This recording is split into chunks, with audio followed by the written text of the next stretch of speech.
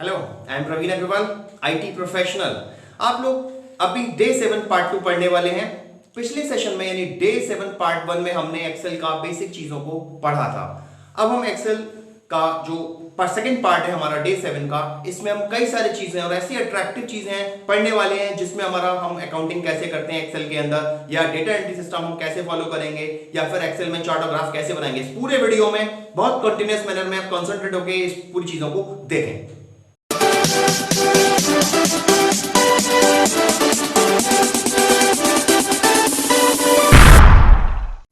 हाँ, तो हमने बताया कि आपको इस वीडियो में कुछ चीजें ऐसी हैं जो बहुत अट्रैक्टिव हैं। जैसे सबसे पहले बात करते हैं अकाउंटिंग क्या होती है। अकाउंटिंग को हम एक्सेल पर यूज कर सकते हैं। जी हाँ, हम अकाउंटिंग को एक्सेल पर यूज कर सकते हैं। जैसे इमेजिन कीजिए, आप एक शॉपकीपर हैं, आप लोगों को क्रेडिट पर माल बेचते हैं। अगर आपको उनका अकाउंट बनाना होता है तो आप कॉपी पर लिखते थे ना कि डेबिट क्या और क्रेडिट क्या, या कितना पैसा उसका आया और कितना माल आपने उसको बेचा। वही चीज आप एक्सेल की शीट पर, बिल्कुल एक्सेल की शीट पर मैनेज कर सकते हैं और बहुत आसान है। मैं आपको करके कुछ दिखाऊंगा अभी कंप्यूटर पर। तो अकाउंटिंग एक्सेल पर बहुत अच्छे ढंग से यूज की जा सकती है। जी, अकाउंटिंग, चाहे वो बिजनेस अकाउंटिंग हो या फिर प्रोफेशनल अकाउंटिंग। मैं आपको समझा दूं प्रोफेशनल अकाउंटिंग के बारे में। हालांकि हमारा एक अलग से पूरा अकाउंट्स का एक कोर्स डिजाइन हो चुका है जिसमें आप लोगों को बहुत जल्दी ऐसी चीजें मिलेंगी जिसमें हम देख पाएंगे कि हम अकाउंटिंग को कैसे फॉलो करते हैं। तो अकाउंटिंग और जो बिजनेस अकाउंटिंग है और प्रोफेशनल अकाउंटिंग, तो प्रोफेशनल अकाउंटिंग का मतलब है कि जैसे वो लोग जो प्रोफेशन करते हैं, like doctors, engineers, chartered accountants और बहुत सारे एडवोकेट्स, ये सभी क्या हैं?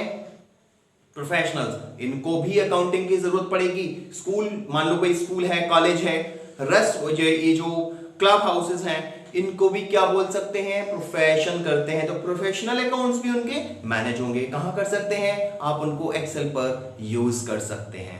तो अकाउंटिंग को हम एक्सेल पर मैनेज कर सकते हैं, मेंटेन कर सकते हैं। अगला अगला हमने आपको बताया था डेटा एंट्री सिस्टम। अर्थात डेटा एंट्री कैसे करोगे सर? ऐसे समझ सकते हैं, मान लेते हैं कि आपको किसी पर्टिकुलर इवेंट का डेटाबेस मैनेज करना है।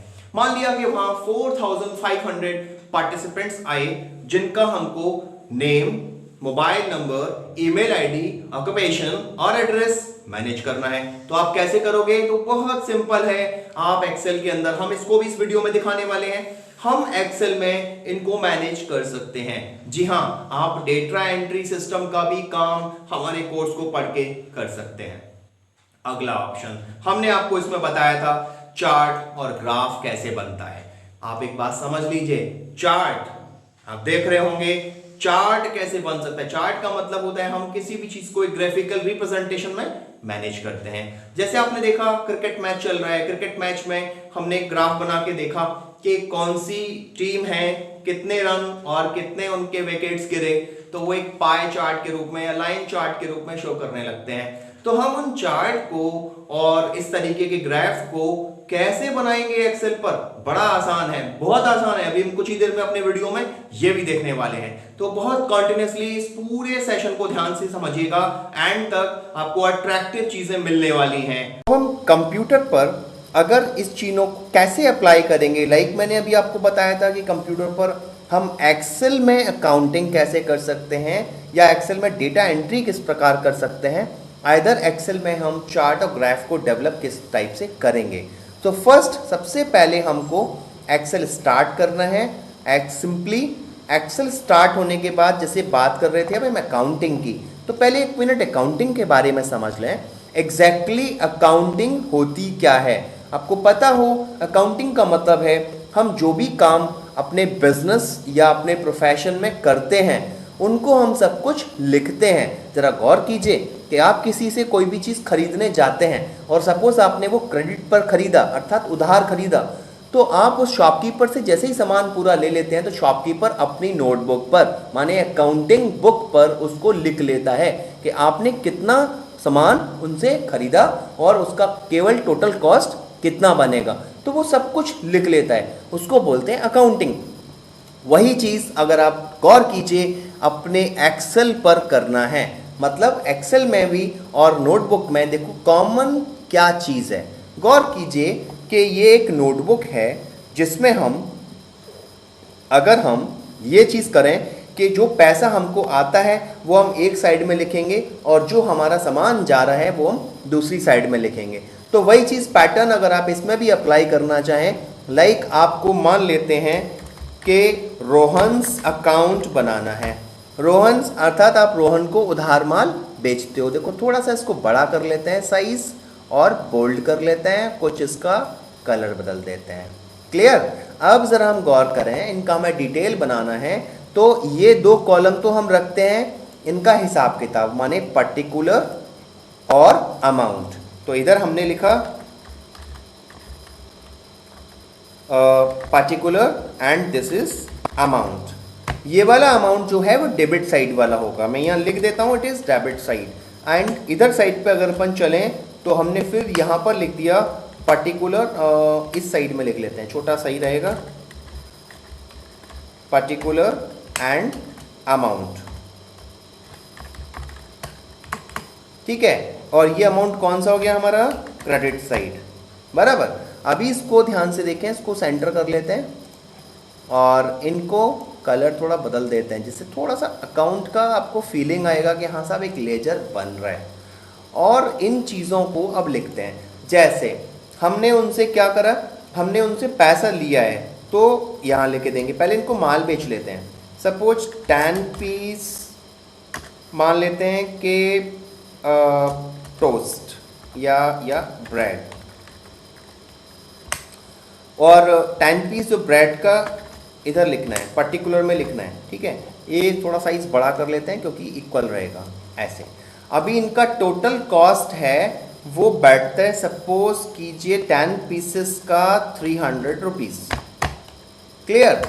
मान लो कुछ उन्होंने और लिया कि सपोज 50 रुपीज़ का 50 रुपीज़ आइटम, कोई भी है, नाम नहीं देते, तो इधर भी 50 लिख दिया। ओवरऑल कितना हो गया, 350 रुपीज़ का। सपोज उसने हमको 300 रुपीज़ दिया, याद रखिएगा। तो हमने यहाँ क्या लिखा, कैश रिसीव्ड, कितना, 300। तो अब देखो इसका बैलेंस कितना रह गया, बिल्कुल नेचुरल है कि 350 का इधर हमने उनको माल बेचा है और इधर हमको कितना मिला है, 300 रुपीज़। तो हम चाहें तो 4 दिन बाद या 10 दिन बाद या वीकली इनका हिसाब पूरा बना सकते हैं। इसी तरीके से रोहन का बन गया। ऐसे ही मान लो आपने नीचे आए, आपने सोहन का हिसाब बनाना शुरू कर दिया। तो ये बहुत अच्छा ऑप्शन है। अब बात आती है कि हमको ये ढूंढना पड़ेगा। सोचो ऐसे हमने एक शीट पे अगर 100 अपने कस्टमर्स का डिटेल बना लिया तो हमें ढूंढना पड़ेगा कि रोहन किधर है, सोहन किधर है। तो अपन को करना ये होता है कि जैसे मैं एक काम करता हूँ, मैं इसको एक जस्ट कॉपी कर ले रहा हूँ, ठीक है, और कहीं भी मैं अपनी शीट पर यहाँ इसको बना देता हूँ। इसका नाम बदल के मैंने रख दिया है सपोज मोहन। इसका फिगर बदल देते हैं ऐसे और इनका आइटम भी बदल देते हैं ऐसे। ठीक है। अभी 2 हो गया, रोहन हो गया, सोहन हो गया। सपोज आपकी स्क्रीन पर कुछ नहीं आ रहा है, प्लेन है, आपको पता ही नहीं है, आपको मोहन का अकाउंट पर जाना है। तो आप क्या करोगे, कंट्रोल F करो और यहाँ लिख दो मोहन, एंटर। अभी क्या खुला, मोहन का अकाउंट खुल गया। तो इस तरीके से हम एक तो ये वाला फॉर्मूला अप्लाई कर सकते हैं, माने ये वाला तरीका फॉलो कर सकते हैं। दूसरा तरीका है कि आप इनके व्यूज बना दोगे। ये मैं आपको फर्दर अभी आगे वाले अपने लेक्चर में असाइन कर दूंगा, हम एडवांस में, कि ये चीज़ भी कैसे फॉलो होती है। उसमें स्क्रीन पर नाम दिखाई देगा, पर्टिकुलर नाम को क्लिक करके ओके करोगे तो उसी का डिटेल आपको सामने दिखाई भी देगा। तो ये चीज़ अकाउंटिंग फॉर्मेट में है और हम बहुत आसानी से इसको अप्लाई कर सकते हैं। अगली चीज़ पे हम चर्चा करेंगे, तो एक नई शीट ओपन कर लेते हैं। तो मैंने आपको अगली चीज़ बताई थी कि जस्ट आप अकाउंटिंग के अलावा डेटा एंट्रीज में कैसे कर सकते हो। बड़ा सिंपल सा तरीका है। डेटा एंट्री का मतलब है हमें पर्सन्स का डिटेल फीड करना है, आइदर किसी भी आइटम से रिलेटेड इंफॉर्मेशन फीड करनी है, आइदर हमको किसी भी टाइप की इंफॉर्मेशन को इसमें फीड करना होता है। तो वो चीज़ बनेगी कैसे, let's take an a simple example. Suppose कीजिए मैंने सीरियल नंबर बनाया, हमने आइटम का नाम लिख दिया, या फिर हम यहाँ पर पर्सन का नाम लिखेंगे। सपोज स्टूडेंट नेम तो इस कॉलम को थोड़ा बड़ा कर लीजिएगा। देन हमने यहाँ पर उसका लिखा मार्क्स, जैसे suppose Hindi, English and maths और इधर टोटल। तो हम इनकी डिटेल को फीड करना चाहते हैं, तो हमने लिखा 1 2 3। अब ये देखो, अब मुझे मैनुअल लिखना पड़ रहा है, तो मैं आपको एक बहुत साधारण तरीका समझाता हूं। मैंने 1 लिखा और जैसे ही माउस पॉइंटर को इस पे लाऊंगा तो देखो यहाँ चेंज हो रहा है। फिर समझते हैं, देखो यहाँ लाएंगे कोने पे ब्लैक डॉट पर, तो ये चेंज हो रहा है। कंट्रोल होल्ड करके इसको ड्रैग कर दीजिए। आप गौर देखें, ये डिटेल बन गई है, अपने आप नंबर्स आगे इंक्रीज हो जाता है। ये एक्सेल के अंदर बहुत बढ़िया फीचर है कि हम इस तरीके से इसमें ऑप्शंस को फॉलो कर सकते हैं। तो सपोज कीजिए मुझे इधर डिलीट कर देता हूँ, ये मुझे नहीं चाहिए अभी। स्टूडेंट का नाम suppose Karan, Rajat, Mohit, Shyam and Lalita. Hindi marks मैंने फीड किया, इंग्लिश मार्क्स फीड किया, मैथ्स फीड किया। ये मार्क्स आउट ऑफ 50 मान के चलेंगे अपन लोग, ठीक है। टोटल, अब देखो टोटल करना है तो हम टोटल इनको कैसे अप्लाई करेंगे। हम इनको यहां पर मैनुअल कैलकुलेशन भी कर सकते हैं। मैं अभी आपको सिंपल तरीका बताता हूं कैलकुलेशन करने का। आप इक्वल लिखिए और इसको टोटल करिए। टोटल कैसे करेंगे? It is simply called the formula. हालांकि डिटेल्ड हम अगले लेक्चर में इसको डिस्कस करने वाले हैं कि हम फार्मूला फंक्शंस को कैसे फॉलो करेंगे।